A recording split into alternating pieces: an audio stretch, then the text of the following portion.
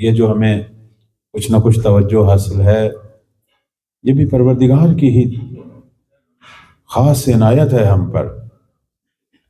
جیسے کہتے ہیں ایک شخص جو ہے وہ بہت زیادہ اللہ اللہ بہت زیادہ ذکر خدا کیا کرتا تھا، تو ایک دن ابلیس نے اسے آ کے کہا، تو جو اتنا اللہ کو یاد کرتا ہے، کبھی تم نے اللہ سے کوئی جواب بھی سنا ہے؟ تو بہت پکارتا ہے شب و روز، کبھی کوئی جواب سنا ہے اپنے رب سے کہ اس نے تجھے کہا ہو لبیک یا عبدی؟ کبھی اس نے بھی تجھے پکارا ہو؟ ایسے ہی فضول تو پکار رہا ہے، کوئی رب نہیں ہے، کچھ بھی نہیں ہے کائنات میں۔ جیسے بعض لوگ بعض دفعہ سوالات بھی اس قسم کے کرتے ہیں، اتنا کچھ ہو رہا ہے، لگتا ہے کچھ بھی نہیں ہے، کہاں جاتی ہیں ہماری آوازیں، کہاں جاتی ہیں ہماری یہ بات؟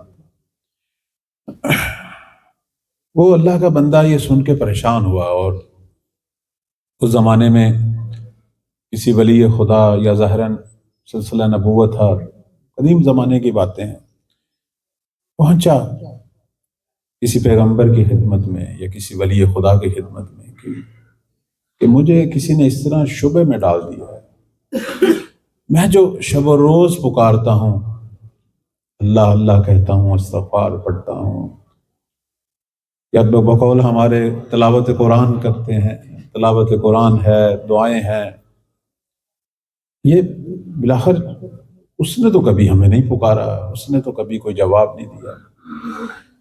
تو اس وقت پروردگار کی وحی ہوئی، اور اللہ نے اس نبی کے ذریعے کہا کہ میرے اس بندے کو کہے کہ یہ جو تیری زبان پہ میرا ذکر جاری ہوتا ہے، یہ تو نہیں بلا رہا، میں تجھے بلا رہا ہوں، ایسی بات نہیں ہے۔ ورنہ بہت سارے لوگ ہیں کہ جنہیں میں پسند نہیں کرتا، اور میں کبھی بھی اپنا ذکر اجازت نہیں دیتا ان کی زبان پہ جاری۔